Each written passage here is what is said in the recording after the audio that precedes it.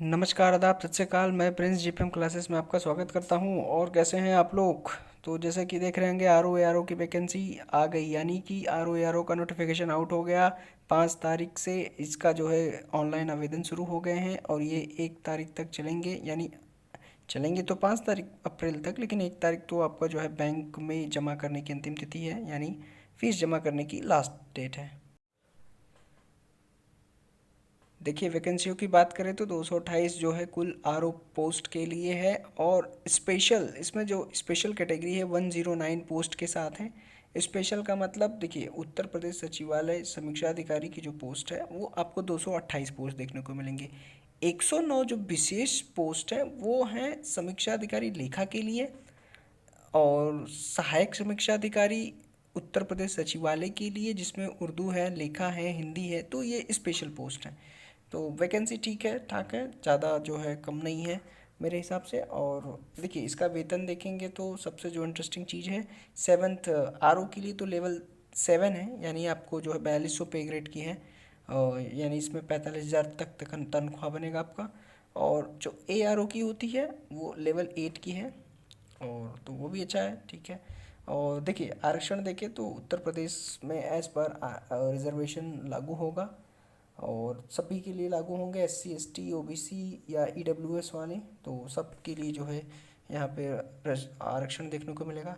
देखिए, ये पोस्ट देखें तो विभिन्न विभागों में निकली है। उत्तर प्रदेश सचिवालय में समीक्षा अधिकारी की पोस्ट है, उत्तर प्रदेश लोक सेवा आयोग में है, राजस्व परिषद में आपको देखने को मिलेगा, कार्यालय मुख्य निर्वाचन अधिकारी उत्तर प्रदेश में भी आर ओ की वैकेंसी निकली है, उत्तर प्रदेश सचिवालय में भी लेखा, उत्तर प्रदेश सचिवालय में समीक्षा अधिकारी हिंदी, समीक्षा अधिकारी उर्दू। और यूपी PSC में देखेंगे, यानी इलाहाबाद प्रयागराज में भी देखेंगे तो समीक्षा अधिकारी ARO की निकली वैकेंसी है। तो मुझे तो वैकेंसी ठीक लगी और बढ़िया भी है। तो आइए इसका और भी चीज़ें समझते हैं। देखिए, शैक्षिक अर्हता की बात करें तो ARO के लिए, यानी देखिए RO के लिए आपके पास जो है किसी विश्वविद्यालय, मानक मान्यता प्राप्त विश्वविद्यालय से स्नातक की डिग्री होनी चाहिए, और इसके समकक्ष कोई भी अर्हता आप पर सही होगी। लेकिन स्पेशल जो पोस्ट हैं, जैसे कि आप समीक्षा अधिकारी लेखा के देखेंगे, तो लेखा के लिए आपके पास जो है आपकी जो ग्रेजुएशन वो कॉमर्स से होना चाहिए, यानी आपकी स्नातक में वाणिज्य विभाग से हो। और उसके बाद आपके पास ओ लेवल का सर्टिफिकेट होना चाहिए डोएक का, और देवनागरी लिपि में आपको लिखित हिंदी का ज्ञान हो, ठीक है। और देखिए देखिए समीक्षा अधिकारी हिंदी के लिए देखेंगे तो ये उत्तर प्रदेश सचिवालय की वैकेंसी है। इसमें आपका जो है, या तो आप हिंदी साहित्य या संस्कृत साहित्य से ग्रेजुएशन में पास आउट हुए हों, और इसके साथ ही जो है आप किसी भी या इसके समक्ष किसी भी मान्यता प्राप्त कोई भी अर्हता रखते हो। समीक्षा अधिकारी वहीं उर्दू की बात करें तो आपका ग्रेजुएशन जो है अरबी साहित्य या पर्शियन साहित्य या उर्दू किसी एक विषय में आपका जो है ग्रेजुएशन हुआ हो। और देखिए, यहाँ पे ऐसा लिखा है कि परंतु यह ऐसे मामले में जहाँ अभ्यर्थी ने जामिया उर्दू अलीगढ़ की अदीब कामिल परीक्षा उत्तीर्ण की हो, वहाँ उर्दू साहित्य, पर्शियन साहित्य या अरबी साहित्य की अपेक्षा नहीं, यानी जिन्होंने अदीब कामिल उत्तीर्ण किया है तो वो भी चलेगा। तो ये रिक्शाएँ हैं, तो ये सब अर्हताएँ हैं। आप जो है इस नोटिफिकेशन को डाउन देखिए, सहायक समीक्षा अधिकारी यानी ARO का जो लेखा पोस्ट के लिए, उसके लिए भी आपको जो है ग्रेजुएशन में कॉमर्स आपका होना ज़रूरी है, और साथ में ही ओ लेवल का सर्टिफिकेट होना चाहिए। यानी ARO के लिए आपके पास ओ लेवल की सर्टिफिकेट होनी चाहिए, और RO के लिए अगर आपके पास ओ लेवल का सर्टिफिकेट नहीं है तो भी जो है वो ठीक चलेगा, फिर भी चलेगा। यानी जिनके पास सिर्फ एक नॉर्मल ग्रेजुएशन की डिग्री है वो, उनके लिए RO का फॉर्म, वो RO पोस्ट के लिए अप्लाई करेंगे। जिनके पास कॉमर्स से है ग्रेजुएशन और ओ लेवल है, तो वो RO के साथ साथ ARO पोस्ट के लिए भी अप्लाई कर सकते हैं, और अच्छा रहेगा उनके लिए जिनके पास ओ लेवल जिन्होंने कर लिया है। तो ये सब अर्हताएं हैं। आप जो है इस नोटिफिकेशन को डाउन देखिए, सहायक समीक्षा अधिकारी यानी ARO का जो लेखा पोस्ट के लिए, उसके लिए भी आपको जो है ग्रेजुएशन में कॉमर्स आपका होना ज़रूरी है, और साथ में ही ओ लेवल का सर्टिफिकेट होना चाहिए। यानी ARO के लिए आपके पास ओ लेवल की सर्टिफिकेट होनी चाहिए, और RO के लिए अगर आपके पास ओ लेवल का सर्टिफिकेट नहीं है तो भी जो है वो ठीक चलेगा, फिर भी चलेगा। यानी जिनके पास सिर्फ एक नॉर्मल ग्रेजुएशन की डिग्री है वो, उनके लिए RO का फॉर्म, वो RO पोस्ट के लिए अप्लाई करेंगे। जिनके पास कॉमर्स से है ग्रेजुएशन और ओ लेवल है, तो वो RO के साथ साथ ARO पोस्ट के लिए भी अप्लाई कर सकते हैं। और अच्छा रहेगा उनके लिए जिनके पास वो लेवल जिन्होंने कर लिया है। देखिए सबसे इम्पॉर्टेंट चीज़ जो है वो सिलेबस को लेकर है। आइए हम लोग सिलेबस को लेकर देखते हैं। देखिए इसमें जो है स्पष्ट कहा हुआ है कि 2 परीक्षाएं होंगी, यानी एक आपका प्री होगा और दूसरा मेंस होगा। सिलेक्शन जो आपका होगा वो मेंस के हिसाब से होगा। प्री क्वालिफाइड होंगे, यानी अगर आपने प्री क्वालिफाइंग कर लिया मेरिट के हिसाब से तो आप मेंस दे पाएंगे, और मेंस में जो आपके प्राप्तांक होंगे उनके आधार पे आपका सिलेक्शन होगा। देखिए इंटरव्यू की इसमें बात नहीं की गई है तो उसके लिए हम कुछ नहीं कह सकते।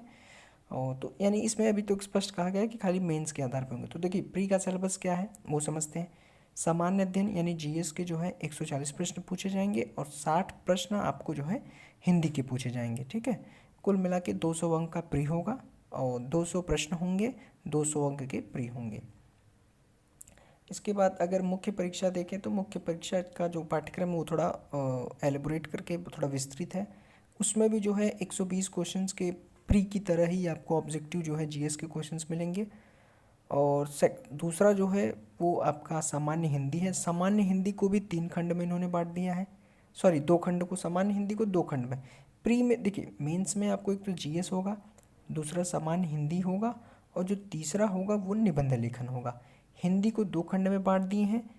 और पहले खंड में हिंदी में जो आपको 100 पूर्णांक मिलेंगे और दूसरे खंड में 60 पूर्णांक के साथ ऑब्जेक्टिव हिंदी मिलेगा।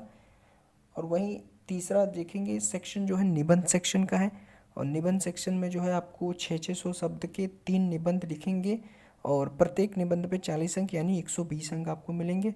तो कुल मिला के मेन्स में देखें तो 120 का जीएस होगा प्लस 160 का आपको जो है हिंदी होगा, जिसमें 100 डिस्क्रिप्टिव हिंदी पूछे जाएंगे और 60 नंबर के ऑब्जेक्टिव हिंदी पूछे जाएंगे, प्लस जो है 120 नंबर का आपका हिंदी लेखन, यानी कुल मिला के आपका जो मेंस है वो 400 नंबर का होना है।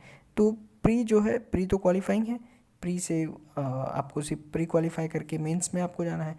जो मेंस के जो आपके नंबर होंगे 400 में से, तो जितने आपके प्राप्तांक बनेंगे उस हिसाब से आपका जो है मेरिट बनेगा और मेरिट लिस्ट में फिर सिलेक्शन होंगे।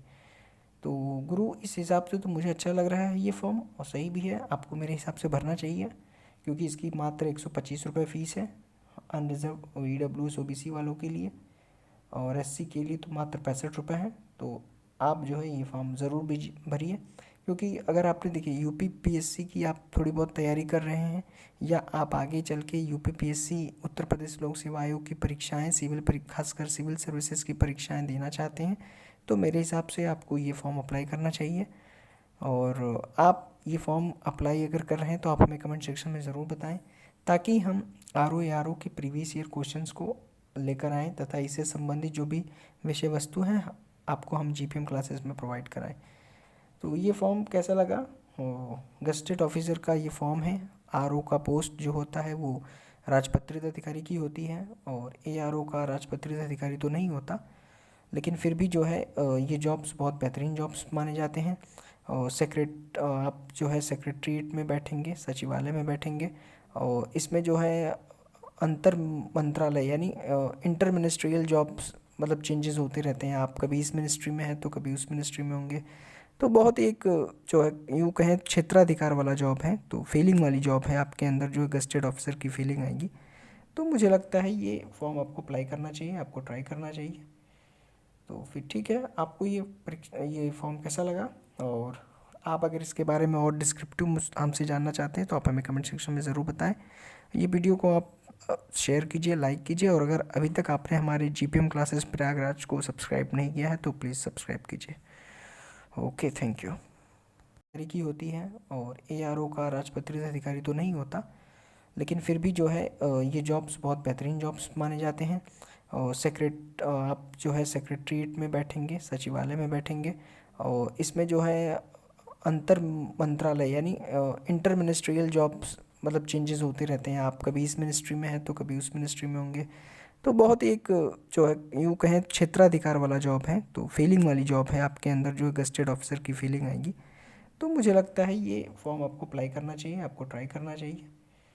तो फिर ठीक है, आपको ये फॉर्म कैसा लगा? और आप अगर इसके बारे में और डिस्क्रिप्टिव हमसे जानना चाहते हैं तो आप हमें कमेंट सेक्शन में ज़रूर बताएं। ये वीडियो को आप शेयर कीजिए, लाइक कीजिए, और अगर अभी तक आपने हमारे जीपीएम क्लासेस प्रयागराज को सब्सक्राइब नहीं किया है तो प्लीज़ सब्सक्राइब कीजिए। Okay, thank you.